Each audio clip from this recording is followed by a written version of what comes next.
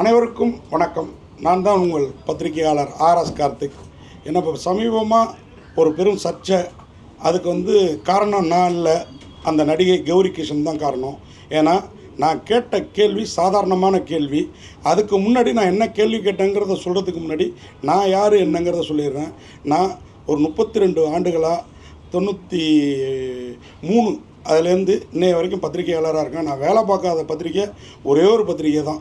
Daily, Dinamalar, Dinamani, தினம் தந்தி, இப்படி எல்லா பத்திரிக்கையிலையும் வேலை பார்த்துருக்கேன். வேறு சொல்லலாமான்னு கூட தெரியல. ஏன் சொல்கிறேன் அப்படின்னா, விகடனை தவிர்த்து எல்லா பத்திரிகையிலையும் வேலை பார்த்துருக்கேன். என்னுடைய ஃபுல் லைஃப்பும் சினிமா பத்திரிகையாளராக தான் போயிருக்குது. நான் வேறு எதுக்கும் பெருசாக ஆசைப்பட்டது கிடையாது. இன்னும் சொல்லப்போனால் சினிமா பத்திரிகையாளராக ஒரு விமர்சகராக இன்றைக்கி யூடியூபரில் மாதிரி இருக்கேன். இதுக்கு முன்னாடி பல பத்திரிகையில் விமர்சனம் ஆகியிருக்கேன். அப்போல்லாம் கூட ஒரு படம் பாதித்த இன்றைக்கி பல யூடியூபர்கள் பண்ணுற மாதிரி படத்தை மொத்தமாக யாரும் போகாதீங்க அப்படின்னு ரிவ்யூ பண்ணுறவங்க கிடையாது. நான் அதில் இருக்க நிறைகளை குறைவாக சொல்லி நிறைய சொல்லி ரிவ்யூ பேசுகிறவன் தான் நான். அப்படிப்பட்ட நான் கேள்வி கேட்குறதுல கேள்வியின் நாயகன்னு பட்டம் வாங்கினவன். இதை நான் தற்பெருமையாலாம் சொல்ல. ஆனால் 2 நாளாக எனக்கு எதிராக சமூக வலைதளங்களில் இந்த நடிகை கௌரி கிஷனோட பேச்சை கேட்டுட்டு எல்லோரும் பதிவிடுறது ரொம்ப வேதனையாக இருக்குது. அதுலேயும் குறிப்பாக இப்போ ரிட்டையர்டான போலீஸ் ஆஃபீஸர்லேருந்து பெரிய நடிகைகள்லேருந்து பெரிய நடிகர்கள்லேருந்து, இன்னும் சொல்லப்போனால் நடிகர் சங்கம் கண்டனம் தெரிவித்தது கூட எனக்கு பெருசாக தெரியல. ஆனால் ப்ரெஸ் கிளப், பத்திரிகையாளர் மாமன்றம் அப்படின்னு இருக்குது சென்னையில். அதில் முன்னாடி நான் உறுப்பினர், இப்போ புதுப்பிக்காமல் விட்டேன். நான் இத்தனை வருஷமாக பத்திரிகையாளராக இருந்தாலும் எந்த ஒரு இதையும் இந்த சங்கத்தில் சேர்ந்தால் இது கிடைக்கும், அந்த சங்கத்தில் சேர்ந்தால் அது கிடைக்கும்னு சேர்ற ஆள் கிடையாது. நான் அதை கூட புதுப்பிக்கலை, அப்படி தான் வாழ்ந்துட்டு இருந்தேன். எனக்கு என்ன இப்போ பிரச்சனை அப்படின்னு கேட்டிங்கன்னா, நான் கேட்ட கேள்வி, ஆனால் அது பிரச்சனைக்குரிய கேள்வியே இல்லை. நான் என்ன கேட்டேன் ஏது கேட்டேங்கிறத சொல்கிறேன். அதுக்கு முன்னாடி பத்திரிகையாளர் மன்றம் இப்படி ஒரு கண்டனத்தை தெரிவிக்கிறதுக்கு முன்னாடி எங்ககிட்டையும், அதாவது இந்த சம்மந்தப்பட்ட என்கிட்டையும் ஒரு வார்த்தை, பத்திரிகையாளருங்கிறவன் தீர விசாரித்து ஒரு கருத்தை பதிவிடணும், ஒரு கண்டனத்தை தெரிவிக்கணும்னா இன்னும் நல்லா தீர விசாரிக்கணும். நானும் 71 ஆண்டு சங்கத்திற்கு, சினிமா பத்திரிகையாளர் சங்கத்துக்கு செயலாளராக இருக்கேன் கடந்த 10 ஆண்டுகளாக. இங்கே எங்களுக்குள்ளார 2-3 சங்கங்கள் இருக்குது. அதில் உள்ள சிலர் ஏதோ சொன்னாங்களா என்னங்கிறது எனக்கு புரியல. ஏன்னா அது இல்லாமல் என்னை பற்றி இவங்க விசாரிக்காமல் யூடியூபர்னு இவர் இப்படி தான் கேள்வி கேட்பாருன்னு சொல்கிறது ரொம்ப, ஏன்னா என்னை மேடையிலேயே ஆர்.வி. உதயகுமார், நிறைய பெரும் இயக்குனர்கள், பெரும் ஹீரோக்கள் என்னை பாராட்டிருக்காங்க. சார் எப்படி சார் இந்த மாதிரி கேள்வி கேட்குறீங்க, எப்படி சார் உங்கள் விமர்சனத்துக்கு இப்படி டைட்டில் வைக்கிறீங்கன்னு. இப்படிப்பட்ட நான் அப்படி என்ன தப்பாக கேட்டுட்டேன், இதுதான் என்னுடைய கேள்வி. நேற்று அந்த அதர்ஸ் ப்ரெஸ் மீட்டில் கௌரி கிஷன் அவங்க இது வேறு யாருக்கும் இன்னொரு சில சங்கம் இருக்குன்னு சொன்னால அந்த உறுப்பினர்களுக்கெல்லாம் இப்படி ஒன்று நடந்திருந்தால் படமே போடாமல் மன்னிப்பு கேட்டுட்டு படம் போடுங்கன்னு சொல்லியிருப்பாங்க. நான் அப்படிலாம் இல்லை, பெருந்தன்மைக்கு சொந்தமாக. ஏன்னா ஒரு படம் எவ்வளோ பெரிய முன்னாடி கல்யாணத்தை பண்ணிப்பார், வீட்டை கட்டிப்பாருன்னு சொல்லி சொல்லுவாங்க. இன்றைக்கி படம் எடுத்து பாருங்கிறது தான் இது. எல்லாத்தோடையும் 10 கல்யாணம் பண்ணதுக்கு 15 வீடு கட்டினதுக்கு சமம் ஒரு படம் எடுக்கிறது. வீடுனா சாதாரண வீடு இல்லை, நான் சொல்கிறது பங்களா டைப் வீடுகள். அவ்வளோ கஷ்டமாக இருக்குது. கூட இருந்து பார்த்துருக்கேன். பல படங்களுக்கு நான் சினிமா நிருபருங்கிறனால பல படங்களுக்கு கியூபுக்கு இவங்க பணம் கட்ட போகிறப்பெல்லாம் கூட இருந்திருக்கிறேன் நான். இப்படிப்பட்ட என் நிலையை விசாரிக்காமலேயே எல்லோரும் மீடியாக்களில், எனக்கு மீடியாக்களில் ஒரு பக்கம் மீடியாக்களை பார்த்தா பெருமையாக இருக்குது. ஏன் அப்படின்னு பார்த்தீங்கன்னா, நம்ம மீடியா மேனாக இருந்தோம், நமக்கு சப்போர்ட் பண்ணாமல் அந்த நடிகை பாதிக்கப்பட்டாங்க அப்படின்னு அவர் சொன்ன கருத்தை வச்சுக்கிட்டு செய்திகளை சில மீடியாக்கள் எனக்கு சப்போர்ட்டாகவும் பண்ணியிருக்காங்க. ஏன்னா உண்மை தெரிஞ்சவங்க. இப்போ இங்கே குழி இருக்கிற உங்கள் எல்லாருக்குமே தெரியும் நான் ப்ரெஸ் மீட்டில் என்ன கேட்டேன்னு. அன்றைக்கி அதர்ஸுக்கு ஒரு 4 நாளைக்கு, அதர்ஸ் ரிலீஸுக்கு முன்னாடி நாள் ப்ரெஸ் ஷோ போட்டாங்க. அதுக்கு ஒரு 3-4 நாளைக்கு முன்னாடி அந்த படத்துக்கு ஒரு ப்ரொமோஷன் ப்ரெஸ் மீட் நடந்தது. ஆடியோ ரிலீஸ் ப்ரெஸ் மீட் நினைக்கிறேன். அப்போது கேள்வி கேளுங்க அப்படின்னாங்க. ட்ரெய்லரை போட்டு காட்டினாங்க. ட்ரெய்லரை பார்த்துட்டு நான் என்னுடைய அது சொன்ன டயத்தை விட்டு வழக்கமாக சினிமா நிகழ்ச்சிகள் கொஞ்சம் தள்ளி தான் நடக்கும். என்னுடைய சிறப்பு குழந்தைய ஸ்கூல்லேருந்து வீட்டில், எனக்கு இதே ஏரியாவில் தான் வீடு, பிரசாத்லேருந்து வீட்டுக்கு போயிட்டு நான் வீட்டில் சாப்பிட்டுக்கலாம் அப்படின்ட்டு இருக்கிறப்போ ஃபோன் சம்மந்தப்பட்ட படத்தோட, ஆனால் நீ வந்தால் தானே கேள்வி கேட்குறதுக்கு நல்லாயிருக்கும் வா அப்படின்னு சொல்லிவிட்டு அந்த படத்தோட பப்ளிசிட்டி நபர்கிட்டேருந்து ஃபோன் வந்தோடனே, சரி நம்ம இந்த சினிமாவுக்கு நம்ம ஏதாவது ஒன்று பண்ணணுன்னா இந்த மாதிரி படங்களுக்கு நம்ம சப்போர்ட் பண்ணணும் அப்படின்னு சொல்லி வர்றேன். உள்ளார நுழையிறேன். என்னை பார்த்தோன்னா அண்ணன் கார்த்தினா வந்துட்டாருன்னு நம்ம பத்திரிகை நண்பர்கள் சொல்கிறாங்க. அப்போ தான் கேள்வி பதில் நேரம் ஆரம்பிக்குது. உள்ளே நுழைஞ்சோடனே யாரோ 2 கேள்வி கேட்டுட்ருக்காங்க. நான் அடுத்து ஒரு கேள்வி கேட்குறேன். இந்த படத்தில் வந்து இந்த மாதிரி கருவில் இருக்கிற குழந்தைகளுக்கு வந்து இந்த மாதிரி இதுவாக இருக்குது, அவங்களுக்குள்ளார வந்து ஏதோ ஸ்டெராய்டை செலுத்தி அவங்கள வந்து திருநம்பியாக திருநங்கையாக மாற்றுறீங்கிற மாதிரி சீன்ஸ் வருது. இது ட்ரெய்லரை பார்த்ததுனால இப்போது நீங்கள்லாம் யூடியூப்பில் பெண்ணியம் காக்கிற கண்ணியவான்களாக பேசுனீங்க இல்லையா, அந்த மாதிரி இல்லை, பார்த்துட்டு கேள்வி கேட்குறேன் நான். இந்த மாதிரி இருந்தது. இது என்ன கதை? இவங்க தான் அதர்ஸா? ஒவ்வொரு பர்சனாலிட்டிக்கும் அடுத்த ஒரு கேரக்டர் அதர்ஸ் தான். இப்போ எனக்கு இவங்கெல்லாம் அதர்ஸ், இவங்களுக்கு நான் அதர்ஸ், இப்படி இதை தான் மீன் பண்ணுறீங்களா? இல்லை இப்படி இந்த கருவில் இப்படி பிறக்கிற குழந்தைங்கள, இந்த மாதிரி குறைபாடோடு பிறக்கிற குழந்தைகளை, ஏன்னா எனக்கு இந்த மாதிரி படம் வந்தால் எனக்கு வந்து பர்சனலாக ஃபீல் ஆகிடும். என் பையனை நினச்சி சிறப்பு அவனுக்கு 17 வயசாகுது, அவ்வளோ ஃபீல் எனக்குள்ளார இருக்குது. அப்படி பொறுப்பான ஒரு தகப்பனாக ஒரு 32 வருஷத்துக்கு முன்னாடி நான் கேட்ட கேள்விகள் வேறு மாதிரி இருந்திருக்கலாம். இன்றைக்கி நான் அவ்வளோ பார்த்து கேள்வி கேட்குற ஒருத்தனை எல்லா சேனல்லையும், குறிப்பாக யூடியூப்பில் டிவி சேனல்களில் 1-2 சேனல் தான் நமக்கு வந்து என் நிலையும் எடுத்து கூறியிருந்தாங்க. நான் கேட்ட கேள்வியை இப்போ உங்களுக்கு காமிக்கிறேன். இதில் என்ன தப்பு இருக்குதுன்னு நீங்கள் சொல்லுங்கள். அவ்வளோ பேர் நான் சமூக வலைதளங்களில் அவ்வளோ கேவலமாக, அவ்வளோ இதுவாக, உன் வீட்டில் பொண்ணு இல்லையா, புள்ள இல்லையா, என் வீட்டு பொண்ணோ இது வந்து நடிக்க வரல, நடிக்க வந்தவங்களையும் நான் தப்பாக சொல்லலை.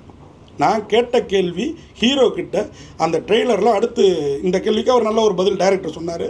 அடுத்து ஹீரோ கிட்ட கேட்ட கேள்வி, அந்த பொண்ணை ட்ரெய்லரில் பார்த்தா தூக்கி சுற்றுறீங்களே, அவங்க வந்து என்ன வெயிட் இருந்தாங்க? ஏன் இதை கேட்டேன்னா, சில சமயத்தில் ஹீரோக்கள் தூக்குறப்ப கீழே வந்துருக்கலாம், எத்தனை டேக் எடுத்துருக்கலாம். இது பிரபல பத்திரிகைகள் எல்லாத்துலேயுமே, நான் வந்து வேலை பார்க்காத பத்திரிக்கை ஒரே ஒரு பத்திரிக்கை விகடன் மட்டும்தான். பாக்கி எல்லா பிரபல பத்திரிகைகள்லையும், டெய்லி பத்திரிக்கை, மாத இதழ், வார இதழ் எல்லாத்துலேயும் வேலை பார்த்துருக்குறேன் நான், ஃப்ரீலான்சராகவோ ஸ்டாஃபாகவோ ஆரம்பித்து தொடங்கி.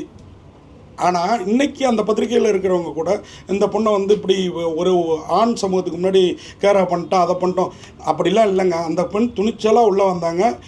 ப்ரெஸ் மீட்டையும் முடித்த பிறகு தான் நான் ஒரு கேள்வி கேட்டேன். இந்த 2வது ப்ரெஸ் மீட்டில், முதல் ப்ரெஸ் மீட்டில் நான் கேட்டது, இப்படி தூக்கி சுற்றுனீங்களே என்ன வெயிட் இருப்பாங்கன்னு சிரிச்சுட்டு கேட்டேன்.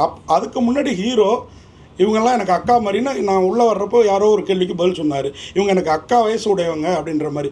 அப்போயே அந்த ஹீரோயினோட முகம் மாறிடுச்சு. அந்த பொண்ணுக்கு கோபம் காட்ட நினச்சது ஹீரோ கிட்ட. ஹீரோ தான் அந்த படத்துக்கு கிட்டத்தட்ட ப்ரொடியூசர் ஐ திங்க்.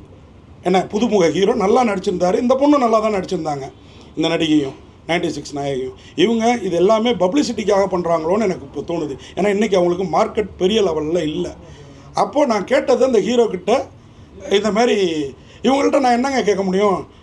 டொனால்டு ட்ரம்ப்பை பற்றியும் பிரதமர் மோடிஜி பற்றியும் ஐயா முதல்வர் ஸ்டாலின் அவங்கள பற்றியும் கேட்க முடியுமா? இவங்க என்ன விஜய் மாதிரி அரசியலுக்கு வந்துட்டாங்களா என்ன? சினிமாவில் இன்னமும் மரத்தை சுற்றி டூயட் பாடுறதும் ஹீரோயினை தூக்குறதும் தான் இன்னமும் காட்சிப்படுத்துறீங்க. இந்த படம் கூட கிரைம் த்ரில்லர் படம், இதுலேயும் நீங்கள் டூயட் வைக்கிறீங்க. அப்போ நான் கேட்குறேன் அந்த கேள்வியை, தூக்குனீங்களே என்ன வெயிட்டா? அதுவும் நீங்கள் அக்கான்னு சொன்னீங்க, டைரக்டர் வேறு ஹீரோயினாக கிடையாது, படம் முழுக்க இருக்க மாட்டாங்க அப்படின்னாரு. ஆனாலும் அந்த பொண்ணோட வெயிட் என்ன அப்படின்ட்டு இவர்கிட்ட கேட்குறேன். தூக்குனதுனால நான் விஜயகாந்த், சரத்குமார் இவங்களோட காலத்துலேருந்தே இருக்கேன். அவங்களாம் தூக்கிட்டு வந்து, எப்பா தூக்க முடியலப்பா, அவ்வளோ வெயிட்டுப்பா, எப்பா இப்படிப்பா. இந்த ப்ரெஸ் மீட்டு என் சீனியர்கள்லாம் கேட்டதை நான் பார்த்துருக்கேன். நானும் பல கேள்விகளை வந்து கேட்டிருக்கிறேன் நான். ஓகேங்களா? இந்த வெயிட்டு கேட்டதில் என்னங்க தப்பு? இந்த பொண்ணுக்கு ஒன்று அவர் அக்கான்னு சொன்னதில் கோபம் முகம் மாறிடுச்சு இந்த கௌரி கிஷனுக்கு. அடுத்து 2வதாக அந்த ப்ரெஸ் மீட்டில் வந்து அவர் டைரக்டர் இவங்க ஹீரோயினே இல்லை இதுன்ட்டு இவங்க நீங்கள் பார்த்தீங்கன்னா என்னை வந்து தாக்கி இந்த நிகழ்ச்சி இதோடு முடிஞ்சிடுச்சு. இங்கே கேள்வி கேட்டால் அங்கே அவர் பதில் சொல்கிறார், நான் ஜிம் பாடி சார், எனக்கு ஒன்றும் பெருசாக தெரியல அப்படின்னு ஹீரோ சொல்லிட்டார். இது முடிஞ்சு கொஞ்ச நேரத்தில் இங்கேருந்து ஒரு நாள் கழித்து பார்த்தா இந்த சினி உலகம் அப்படிங்கிற ஒரு யூடியூப்பில் அந்த நிருபர் கேட்குறாரு, அதாவது காம்பயர் நிருபர் கிடையாது அவர், ப்ரெஸ் பீப்புள்ஸ்லாம் இப்படி தான் இன்னமும் கேள்வி கேட்டுட்ருக்காங்களா? அவர் ஏதோ பெரிய அறிவுஜீவி மாதிரி, அவர் ப்ரெஸ் பீப்புளெலாம் நாங்கள்லாம் ப்ரெஸ் பீப்புள் மாதிரி அவர் ஒரு கேள்வியை கேட்குறாரு. அப்போது இந்த அம்மா வந்து, நீங்கள் இந்த கேள்வி கேட்டாக்கா ரொம்ப நன்றி. எனக்கு என்ன தோணுதுன்னா, இந்த கேள்வியை கேளுங்கன்னு இவங்க தான் சொல்லியிருப்பாங்க போல் இருக்கு அவர்கிட்ட. அவர் கேட்குறாரு, இந்த கேள்வி கேட்டது ரொம்ப நன்றி, எனக்கே ரொம்ப அங்கே ஒரு மாதிரி இருந்தது. நான் அப்படி என்ன கேட்டேன்? ஹீரோயினை தூக்கி இருக்கிறாரு. இங்கே பாருங்கள், அதை அந்த வீடியோவை காட்டுறேன், நீங்களே பாருங்கள். நான் தப்பாக கேட்டிருந்தா படத்தில் வந்துட்டு அவங்க ஹீரோக்கு பேரண்ட் அது சொசைட்டிலையும் அது அவங்களோட ரோல் கிடையாது. They have much more than just partner. So அதனால் அவங்க கரியர் ஓரியன்டாகவும் இந்த படத்தில் வந்துட்டு சார் எழுதியிருந்ததும் ரொம்ப பியூட்டிஃபுல்லாக இருந்துச்சு. நான் அந்த விதத்தில் தான் சொன்னேன். என் 2 பேரும் எனக்கு அக்கா மாதிரி. அக்கா மாதிரி சொல்கிறேன். இப்போ அந்த பொண்ணோட மூஞ்சி மாறும் பாருங்க.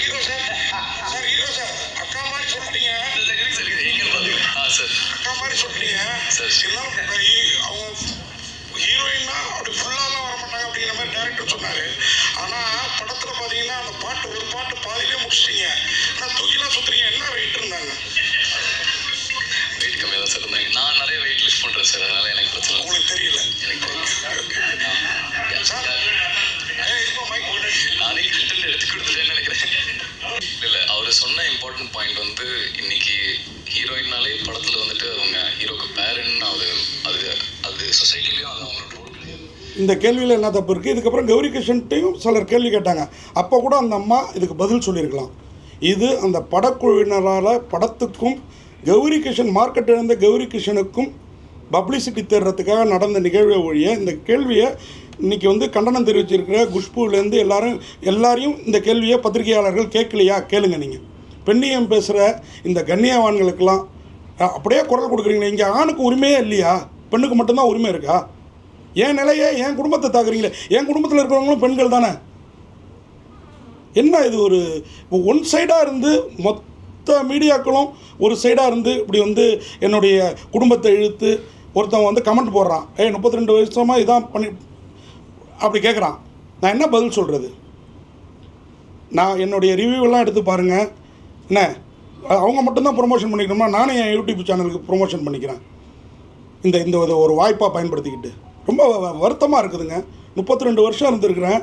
இன்னைய வரைக்கும் இன்றைக்கி நடிகர் சங்கத்துலேருந்து ஒரு கண்டன கடிதம், ஒரு வார்த்தை. நான் ஒரு சினிமா பத்திரிகையாளர் சங்கத்துக்கு செயலாளர். என்கிட்ட ஏன்பா அப்படியெல்லாம் கேள்வி கேட்குற அப்படின்னா நான் இந்த விளக்கத்தை காட்டியிருக்க போகிறேன். இதை வந்து இன்னொரு சேனலில் போய் ஸ்டூபிட் கொஸ்டின்னு, எனக்கு இவங்க தெரியாது, இவங்க ஒபிசிட்டிக்காக உடல் பருமனுக்காக இவங்க ட்ரீட்மெண்ட் எடுத்திருக்காங்க, அவங்க மன உளைச்சலில் இருந்திருக்காங்கங்கிறது எனக்கு தெரியாது. அது இவங்களை பாதிச்சுட்டு இப்போ படத்தில் வந்து வழுக்கத்தில் சொட்டா அப்படின்னு ஏதாவது காமெடி பண்ணால் எனக்கு லைட்டாக ஒரு ஜர்க் உள்ளே போயிட்டு வரும். ஏன்னா எனக்கு அந்த குறைபாடு இருக்குது. அந்த மாதிரி இவங்களுக்கு என்னுடைய கேள்வி பாதிச்சிருக்கும் போல் இருக்குது. அப்படி இவங்க நினச்சிருந்தா அங்கேயே ஏங்க இந்த மாதிரி கேட்காதீங்க, இது என்னங்க கேள்வி, இல்லை இதை எத்தனையோ பேர் கடந்து போயிருக்காங்க. வெயிட்டை சொல்ல மாட்டாங்க, வயசு சொல்ல மாட்டாங்க, அப்படி போயிருக்கலாம். இதை விட்டு வேறு சேனலில் போய் இவங்களே சொல்லி அந்த சேனல் காம்பேரை வந்து பேட்டி எடுக்க இந்த கேள்வியை கேளுங்கன்னு சொல்லி அவங்களுக்கு கை கொடுத்து பாராட்டி ஸ்டூபிட் கொஸ்டின், நான்சென்ஸ் கொஸ்டின் அப்படின்லாம் சொன்னேன். என்னுடைய கல்லூரி படிப்பை நான் வந்து ஊட்டியில் படித்து முடிச்சிருக்கிறேன். எனக்கு ஸ்டூபிட்டுக்கு நான்சென்ஸுக்கெல்லாம் என்னன்னு தெரியாத அர்த்தம். எங்கள் அப்பா கசடர் ஆஃபீஸர், 8 MA. அப்படிப்பட்ட ஒருத்தரோட பையன் தரம் தாழ்ந்த கேள்வியை கேட்பானா? இத்தனை பேர் கமெண்ட் போடுறீங்களே.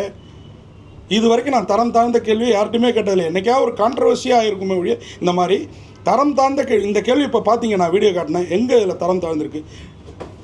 நடிகர்கிட்ட வெயிட்டு கேட்கலையா? நடிகரை நீ தூக்கியிருந்தால் நடிகர்கிட்ட கேட்டிருப்போம், உங்கள்கிட்ட கேட்டிருப்போம் நடிகரோட வெயிட் என்னன்னு. உன்னை தூக்குனது அந்த நடிகர், அதனால் அவரை கேட்குறோம் இல்லைங்களா? இதில் என்ன தப்பு? இதை மறுநாள் அன்றைக்கி படம் முடிஞ்சோடனே ப்ரெஸ் மீட்டு அன்றைக்கி போய் இவங்களெல்லாம் பேச விட்டு அப்புறம் கேள்வி நேரம் வந்தோடனே இன்னொரு நண்பர் ஒரு குரல் டிவி மோகன் ஒரு கேள்வி கேட்டார். அதுக்கப்புறம் நான் ஒரு கேள்வியை ஆரம்பித்தேன். அப்போது ஒரு 4-5 பத்திரிகையாளர்கள் நமக்கு சப்போர்ட்டாக, இவங்க சொல்கிற மாதிரி ஆண் சமூகம் மொத்தமும் இங்கே ஆண்களாக கூடியிருக்கீங்களே, நான் மட்டும்தான் இருக்கேன், இப்படி கத்துறீங்களே, அதெல்லாம் சீன். நான் திரும்பவும் சொல்கிறேன், சீன். அதெல்லாம் அதை பண்ணாதீங்க. இன்றைக்கி பைல்வான் கூட பேசியிருக்கிறாரு, பத்திரிகையாளரை எதிர்த்துக்கிட்டு பண்ணாதீங்க, அவங்க பாவத்தை கொட்டிக்காதீங்கன்னு. ஏன்னா ஒரு ஸ்டெப்பும் நீங்கள் உயர்றதுக்கு நாங்கள் காரணமாக இருக்கிறோம். அது 32 வருஷமாக என்னை பாராட்டாத நடிகர்களே கிடையாது. நான் அப்படி ஒரு தப்பை செய்வேனா? அப்போது அந்த கேள்வி இந்த பொண்ணுக்கு காண்டானது அக்கான்னு ஹீரோ சொன்னதுனாலையும், ஏன் நான் கேள்வி கேட்டாலே மீடியாவில் சிரிப்பாங்க. 200 பேரில் ஒரு 10 பேர் தான் கேள்வி கேட்போன்னா அதில் நான் ஒரு ஹாஸ்யமாகவும் சுவாரஸ்யமாகவும் கேள்வி கேட்கக்கூடியவன். அதுக்கு அந்த சிரித்தோன்னே இவங்க பேசிக்காக மலையாளம் தமிழ்நாட்டில் படித்தேங்கிறாங்க, அவங்களுக்கு தமிழ் மொழியோட அந்த உள்ளர்த்தம் புரியல. வேணா நம்ம வெயிட்டை கேட்குறான்னா இவனுக்கு நம்ம ஒபிசிட்டி ப்ராப்ளத்தில் இருக்கோங்கிறது தெரிஞ்சு கேட்குறான்னு நினச்சிட்டாங்களா எனக்கு தெரியல. அதை அங்கேயே கேட்டிருந்தாங்கன்னா நான் வந்து இல்லைம்மா நீ அந்த ஹாஸ்பிட்டலில் நான் கேட்கலாமா, என்னம்மா நீ தப்பாக புரிஞ்சுக்கிட்ட அப்படின்ட்டு இருப்பேன். வேறு சேனலுக்கு போய் 32 வருஷமாக கேள்வியின் நாயகன்னு பட்டம் எடுத்து வச்சுருக்கிற என்ன, இதே இன்னைக்கு நாசர் சொன்ன அந்த நடிகை திருப்பி என்கிட்ட சமரசமாகி நான் முன்னாடி கேள்வி கேட்டேன். பற்றி தான் ஒரு கேள்வி. அந்த சம்பவம் இருந்தப்போ நானும் இருந்தேன். அது கிரீன் பார்க் ஹோட்டல் வந்து அதை தவிர இவர் எங்கேயும் போல. அப்படி இருக்கும்போது எப்படி அதை நடிகர் சங்கம் அதை குறிப்பிட்டு பேசுகிறாங்க? நம்ம கூடயே இருக்கிற இன்னும் 2 சங்கங்கள் இங்கே பத்திரிக்கை இங்கே நீங்கள் உங்களுக்கு தெரியும், வெளியாளுங்க பேசுகிறது விடுங்க. நம்ம சினிமா பத்திரிகையாளர்களே என்னை வந்து, ஏன்னா நம்ம சங்கத்தை நம்ம 71 ஆண்டாக சிறப்பாக நடத்திட்டு இருக்கோம். 31 வருஷமாக அசைக்க முடியாத கேள்வியின் நாயகனாக நான் இந்த ஃபீல்டில் இருக்கேன். என்னை தூக்கி வெளில போடணுங்கிறதுக்காக இந்த பேச்சு சொன்னவங்க நான் பத்திரிகையாளருங்கிறதையும் சொல்லியிருக்கணும். என்னை யூடியூபராக மட்டும் சொல்கிறாங்க. இன்றைக்கி எழுதுகோள் பிடிச்சி எழுதுறவனோட இந்த மாதிரி கேமரா வச்சுட்டு இருக்கிறவங்க தான் இன்றைக்கி பத்திரிகைக்காரங்களா அங்கீகரிக்கப்பட்டிருக்காங்க. இதுதான் உண்மை. இப்போ சினிமாவில் மட்டும் இது மாதிரி பிரச்சனை நடந்துனே இருக்கு. சினிமாவில் வந்து பெண்களை வந்து அபியூஸ் பண்றாங்க, அதெல்லாம் வெளியே வரல. சாதாரண ஒரு வார்த்தைக்கு உங்களை பிடிச்சிருக்காங்க, அது வந்து தனிப்பட்ட முறையில் அவங்க தாக்குற மாதிரி இருக்கா? அதாங்க, இது யாருடைய சதியில், இது என் நேரமா என்னன்னு எனக்கு தெரியல. இதை மூலம் நான் பாப்புலராக ஆகலாம், இல்லை வேறு எது கூட ஆகலாம். ஆனால் என் குடும்பத்தெல்லாம் இழுத்து பேசுகிறப்போ எனக்கு ரொம்ப வருத்தமாக இருக்குது. இப்போ இந்த நடிகை நான் பேசுகிறேன்னா 60 பேர் நம்ம இருந்தாலும் அவங்க கூட 2 பேர் நாங்கள் அங்கே சப்போர்ட் பண்ணல. இன்றைக்கி வந்து கமலா தேட்டரில் இப்போ ஃபஸ்ட்டு ஒரு ஷோவை போட்டு அங்கே வந்து நாங்கள் அன்றைக்கி வாயை மட்டும்தான் தப்பு தானே, அந்த ஹீரோயின்ட்டு சொல்லிட்டு போனதே வேறு. அதை நான் இங்கே சபையில் சொல்ல முடியாது சார். எனக்கு நீங்கள் பேச ஆரம்பிச்சுன்னு கையெல்லாம் உதற ஆரம்பிச்சிட்டு சார். ஹீரோ வந்து படத்தில் ஹீரோ, நிஜத்தில் இப்படி கேட்குறாங்களே நம்ம படத்தில் அப்படின்றது அவர் உதறி இருக்குது. ஆனால் இப்போ பேசல நான் அங்கே வாய் கொடுத்துருக்கணும். இவர் அங்கே கொடுத்தாரு, அந்த டிவி சேனலுக்கு போனப்போ இவர் வாய் கொடுத்தாரு. நான் கண்டித்தேன், நீங்கள் வளர வேண்டிய ஹீரோ இந்தமாரி பேசாதீங்க, நான் தப்பான கொஸ்டின் கேட்கல, உங்கள் மனசாட்சிக்கு தெரியும் அப்படின்ட்டு. நான் இப்போ உங்களுடைய கேள்வி வந்து ஹீரோவை பார்த்துட்டு தான் இருந்தது, அந்த ஹீரோயின் ஹீரோயின்ட்ட நான் கேள்வியே கேட்கல ஜி. ஹீரோயின்ட்ட நான் அந்த ஃபுல் வீடியோவும் கூட இருக்குது, நான் உங்களுக்கு எல்லாருக்குமே அனுப்புகிறேன். நீங்களும் இதில் அதை பின் பண்ணி போடுங்க. அவங்களுக்கும் வந்தது, ஏன்னா அதுதாங்க அவங்களோட ஒபிசிட்டி ட்ரீட்மெண்ட் எனக்கு தெரியாதுங்க, புரியுது? அவங்களாம் இன்றைக்கி புது நடிகைகள் இல்லையா, நமக்கு முன்னாள் நடிகைகள்லாம் சில கதை தெரியும். என்னுடைய வருத்தம்லாம் என்னையை பிடிச்சி இந்த காய்ச்சிறீங்களே எடை என்னன்னு ஹீரோ தூக்குன ஹீரோக்கிட்ட கேட்டதுக்கு இங்கே எத்தனை யூடியூபர்கள் சினிமாக்குள்ளாருன்ட்டு சினிமாக்காரங்களை எவ்வளோ மோசமாக, நான் ஒரு ரிவ்யூவில் கூட ஜென்யூனான ரிவ்யூ பண்ணிகிட்ருக்கிறேன் நான். ஏன்னா வந்து மேடையிலே பல பேர் பாராட்டுறாங்க. இந்த பொண்ணு தேடுது மெயினாக, படக்குழுவினரும் இன்றைக்கி நடந்த சம்பவத்தில் தேடுறாங்களோன்னு தோணுது. ஏன்னா இன்றைக்கி படங்கள் வெளியில் வந்தால் ஓடுறது ரொம்ப கஷ்டமாக இருக்குது. நல்ல படம் நமக்கே ஆத்தாத்து போகுது. ஏன்னா இன்றைக்கி வந்து வீட்லேயே நம்ம உட்காந்து படம் பார்க்குற மாதிரி ஓட்டிட்டு இந்த மாதிரி இதெல்லாம் வந்துட்டு நம்ம ஒரு 10 நாள் கழிச்சு ஓட்டிட்டில் வரப்போது நம்ம அங்கே பார்த்துக்கலாங்கிற மனநிலையில் மக்கள் இருக்காங்களே நோ தெரியல. இவங்க தேட்டரில் ஓட வைக்கிறதுக்காக என்ன யூஸ் பண்ணிட்டாங்களோ, அதுக்கு ரிட்டையர்டு போலீஸ் ஆஃபீஸர், என்ன கான்ட்ரவர்சி பாடகி, என்ன முன்னாள் கதாநாயகி, இவங்கெல்லாம் பலியாயிட்டாங்க, என்ன பலி கொடுத்துட்டாங்க. இல்லை அவங்களுக்கு வந்து இவங்களுக்கெல்லாம் ஒரு நாசருக்கோ, ஒரு குஷ்புவுக்கோ, ஒரு ரிட்டையர்டு ஆஃபீஸர் விஜயகுமாருக்கோ நான் உங்களை எதாவது தப்பாக பேசியிருக்கேன்னா, ஒரு விஷயம் நடந்ததுன்னா முழுசாக தெரிஞ்சுக்கிட்டு பேசுங்க. எனக்கு இவங்க மேலெல்லாம் கூட வருத்தம் இல்லைங்க.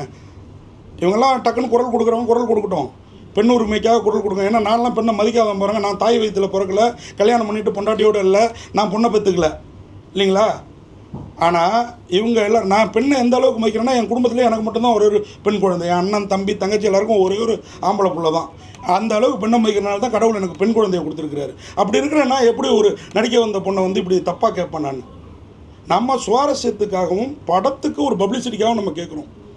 இதை வந்து பெருசாக கான்ட்ரவர்சி ஆக்குனது இந்த கதாநாயகி, அதுக்கு துணை போனது இந்த படக்குழுவினர். ஆமாம்,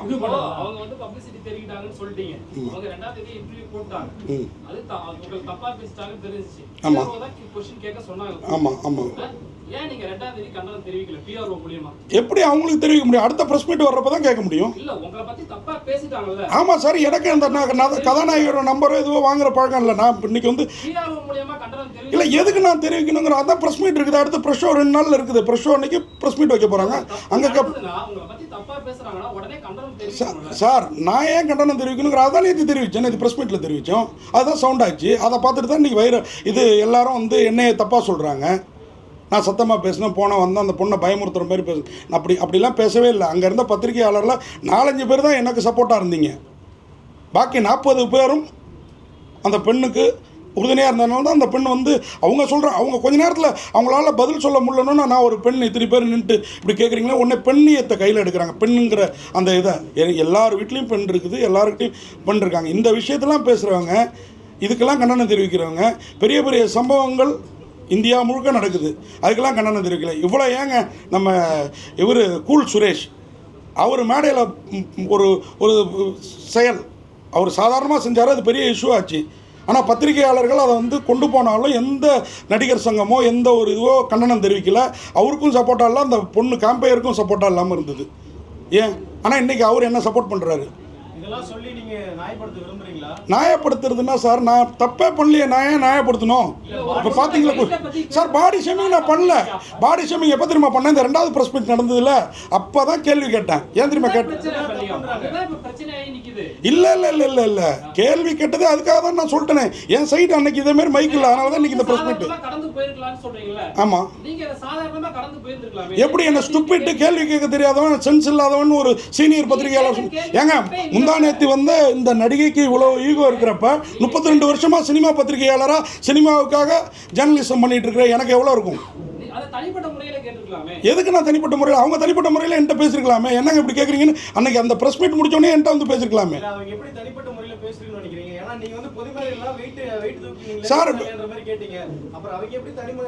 சார் அங்கேயே அந்த பொண்ணு சிரிச்சுட்டு தானே போச்சு. அதுக்கப்புறம் நடந்தது என்ன? யாரு நேத்தி தாங்க பேசவில்லை. நேத்தி சார் ப்ரெஸ் ஷோ முடிஞ்ச பிறகு நேத்தி தான் பேசவில்லை.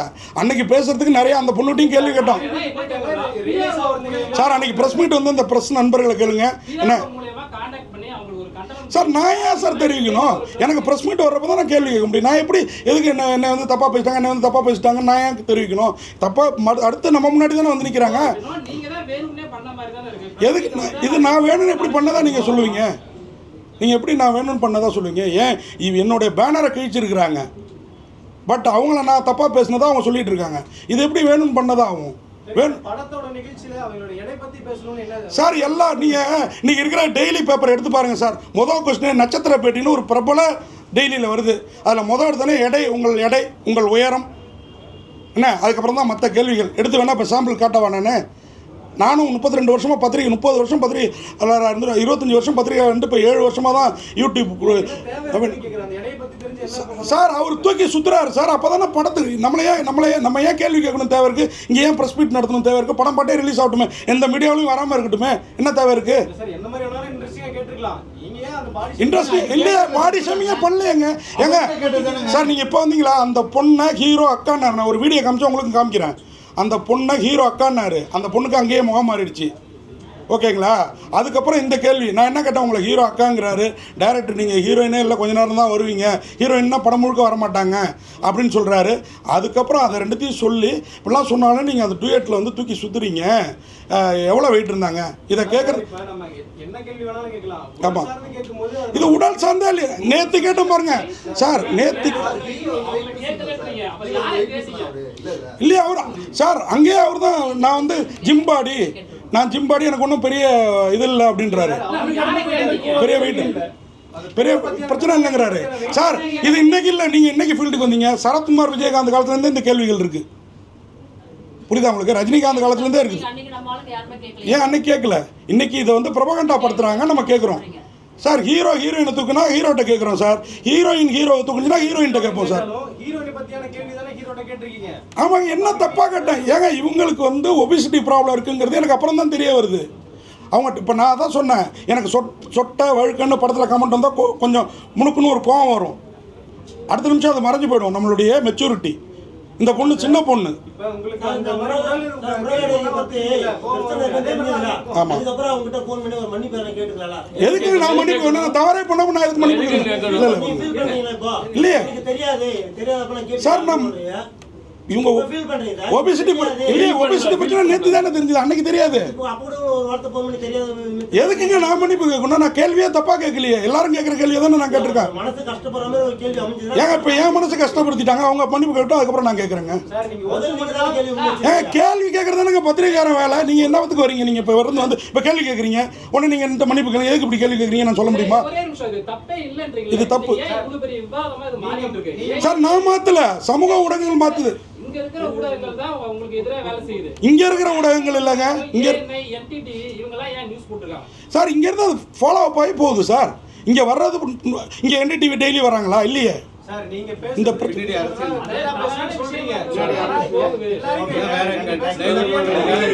இல்ல டைவர்ட் இல்ல சார். படம் ப்ரமோஷனுக்காக இந்த பிஆர்ஓ தான் கேள்வி கேட்கறான்னு சொன்னீங்களா நீங்க? ஆமா, இந்த கேள்வி அவங்க தான் கேட்க சொன்னாங்களா? இந்த கேள்வி அவங்க கேட்க சொல்ல சார். கேள்வி ஏதாவது கேளுங்க, ஏன்னா நான் நல்ல கேள்விகள் தான் இது வரைக்கும் கேட்டிருக்கேன். 32 வருஷமா என் கேள்வியை தான் எடுத்து எல்லா மீடியாவிலையும் போட்டுக்கிட்டு இருக்கீங்க. இன்னைக்கு இந்த கேள்வி சர்ச்சை ஆயிடுச்சுன்னா அதுக்கு நான் காரணம் இல்லை, அந்த பெண் காரணம். அவங்களுக்கு இந்த பிரச்சனை இருக்கிறது எனக்கு தெரியாது. சரிங்க சார், இந்த இஷ்யூவை வச்சு பெரிய கிரியேட் பண்றாங்க, இது போயிட்டே இருக்கு, இதை இன்னையோட க்ளோஸ் பண்ண நினைக்கிறேன். நான் ரெடிங்க. அவங்க போய் இன்னைக்கு கமலா தியேட்டரில் பேசியிருக்காங்க, ஒரு சேனலாக பேசுகிறாங்களே எப்படி? ஏங்க ஒரு பத்திரிகையாலும் இத்தனை மீடியா கூட்டு ப்ரெஸ் மீட் கொடுக்க வேண்டிய அவசியம் என்ன? என்னை வந்து டோட்டலாக ஸ்டூபிட் கொஸ்டின் கேட்டதுக்கு நான் மன்னிப்பு. நேற்று தான் நான் அவங்கள பாடி ஷேமிங்க்கு பேசினேன். என்ன தெரியுமா? அதுவும் அவங்க உணர்ந்துட்டு, மேடம் எடை கேட்டது பாடி ஷேமிங் இல்லை. இன்றைக்கி கேட்டேன் பாருங்கள், 2 பேரும் ஏன் ஜோடியாக போட்டிங்க, இவர் அவ்வளோ ஹைட்டாக இருக்கார், இவங்க இவ்வளோ குள்ளமாக இருக்காங்க, ஏன் ஜோடியாக போட்டிங்கன்னு டைரக்டர் கேட்டான். அப்படி பார்த்தாங்க. அப்போ தான் இந்த கேள்வி நான் ஏன் கேட்குறேன் தெரியுமா? இது தாங்க பாடி ஷேமிங்கு. அன்னைக்கு நான் கேட்டதில் எந்த பாடி ஷேமிங்கும் இல்லை. முதல்ல தமிழை தரவா படி, நான் தமிழ் எனக்கு நல்லா தெரியும் அப்படின்ட்டாங்க. பேஸ்ன்ற ஒன்று இருக்குது, தாய்மொழினா அது உள்ளார உள்ளது வேறு. எந்த வீடியோ? ஆமாம் பார்த்தேன். என்ன சொல்லுங்க? யாரு சார்? நான் நான் நிறுத்தின பிறகு அவங்க பேசல, போதும்ட்டாங்க சார். உங்களை ஒருத்தங்க அப்படி வந்து இப்போ ஸ்டூபிட்டாக கொஸ்டின் கேட்குறான், சென்ஸ் இல்லாமல் கேள்வி கேட்குறான்னு 35 வருஷம் இருந்த பிறகு ஒருத்தங்க சொன்னாங்கன்னா உங்களுக்கு அந்த மாதிரி ஒரு கோவம் வரும். எனக்கு அந்த மாதிரி ஒரு கோவம் வந்தது.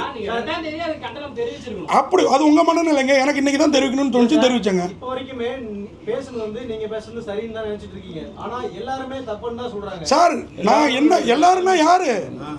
நீங்க பண்ணது தப்பு தான் சார். இல்ல எப்படி தப்புன்றீங்க? என்ன தப்பு சொல்லுங்க, என்ன தப்பு சொல்லுங்க. ஒரு பெண்ணோட உடலை பத்தி கேள்வி பண்றதுன்றது அது சார் கேலியே பண்ணல, கேள்வியில கேட்டோம் சார். நீங்க தான் பண்ணிட்டு இருக்கீங்க சார், கேலியே பண்ணல.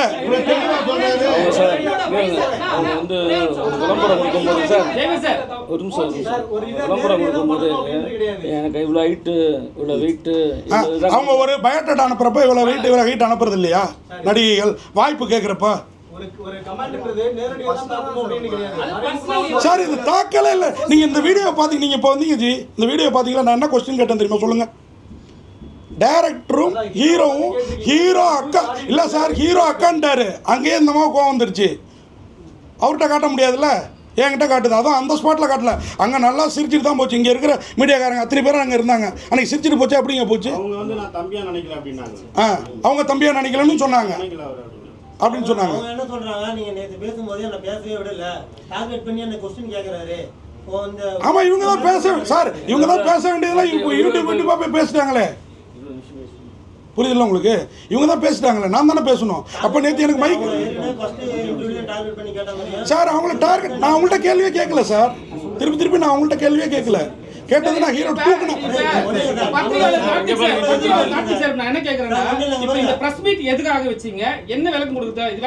இந்த பிரஸ் மீட் வந்து என்னை பற்றி நானும் ஒரு மீடியாக்காரன் 32 வருஷமாக நான் வேலை பார்க்காத பத்திரிகை இல்லை அப்படின்றப்போ என்னையே தாக்குற அளவுக்கு நம்ம பத்திரிகையாளர்கள் வந்து மீடியாக்களில் செய்தி போடுறீங்க. என்ன அது வந்து என்னன்னு உண்மையை தெரிஞ்சுட்டு போடுங்க அப்படிங்கிறதுக்கும் விளக்கம் கொடுக்குறது தான். நான் கேட்டது ஹீரோ கிட்ட ரொம்ப சாதாரணமாக ஜாலியாக கொஸ்டின். அந்த அம்மாவுக்கு 2 விஷயத்தில் டென்ஷன் ஆச்சுங்க. நான் கேள்வி கேட்டோன்னே மீடியா அத்தனை பேர் சிரித்தாங்க. இது வழக்கமாக நடக்கிறது. ஏன்னா நான் ஏற்கனவே சொல்லிட்டேன், ஹாஸ்யமாகவும் சுவாரஸ்யமாகவும் கேள்வி கேட்குற ஆள் அது வழக்கமாக நடக்கும். அதுக்கு மொழி புரியாததுனால உடனே அவங்க சென்னையில் தான் படித்தாங்க, தமிழில் படித்தா. எனக்கு கூட நான் ஊட்டியில் படித்தேன், மலையாளிஸ் தான் என் ரூம்மேட்டு, எனக்கு மலையாளம் தெரியும். பட் மலையாளத்தோட உள்ளர்த்தம் தெரியுமா எனக்கு? இதுதான் என்னுடைய கேள்வி. அதை புரிஞ்சிக்காதனால தான் உங்களுக்கு இந்த கோபம். கேட்டது ஹீரோ, கோவப்பட்டது என் மீது. இதுதான். இப்போ வந்து இப்போ விமர்சனம் ரொம்ப அதிகமா இருக்கு. அவங்க பாதிக்கப்படுறாங்க, உங்களால உணர முடியுது. உங்களாலையும் பாதிக்கப்பட்டீங்க, நீங்களும் சொல்றீங்க. ஆமா சரி, ஒரு பெண்ணா பாதிக்கப்பட்டிருக்காங்க, அவங்களோட சின்ன வயது தான் அவங்க. ஆமா, நீங்க தங்கச்சியா நினைச்சு ஒரு சாரின்னு ஒரு கேட்கலாம்ல. ஒரே கேள்வி. நீங்க உங்க கேள்விக்கே வரேன். ஒரு பெண்ணா பாதிக்கப்பட்டிருக்காங்க, என்னோட சின்ன வயது.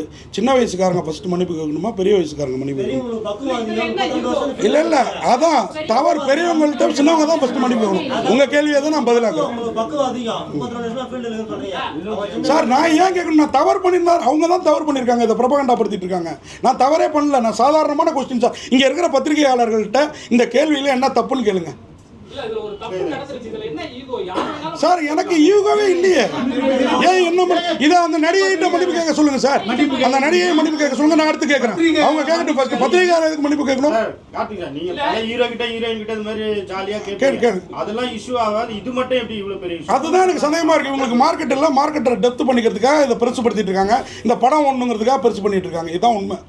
அவங்க நம்மளா அதர்ஸாக நினைக்கிறாங்க. இதுதான் உண்மை. அவங்க ரொம்ப நாளா வாய்ப்பு மேடையில் மட்டும் பத்திரிகையாளர்களால் தான் எல்லாம் பேசிட்டு நம்மளை அதர்ஸாக நினைக்கிறாங்க. இதுதான் உண்மை. இல்லை ஒரே ஒரு விஷயம், இதில் எனக்கு வந்து யாரோ கண்டனம் தெரிவித்தாங்க, அதெல்லாம் வருத்தம் இல்லை. ப்ரெஸ் கிளப்லேருந்து கண்டனம் வந்தது.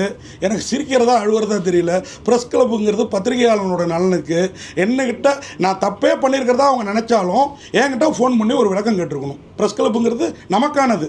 அது நடிகர் சங்கமாக செயல்பட்டுருக்குது. இது மிகுந்த வருத்தத்துக்குரியது. இதே ப்ரெஸ் கிளப்பால் தான் நான் உயிர் பழைச்சேன் 2வது கொரோனா அலையில். அப்போ இருந்த அந்த பாரதி தமிழ்ங்கிற அந்த செயலாளரோ தலைவரோ அவர் என்னை யாருன்னே தெரியாது. நான் ப்ரெஸ் கிளப் ரொம்ப நாளைக்கு முன்னாடி மெம்பரை அப்புறம் புதுப்பிக்காமல் விட்டேன்.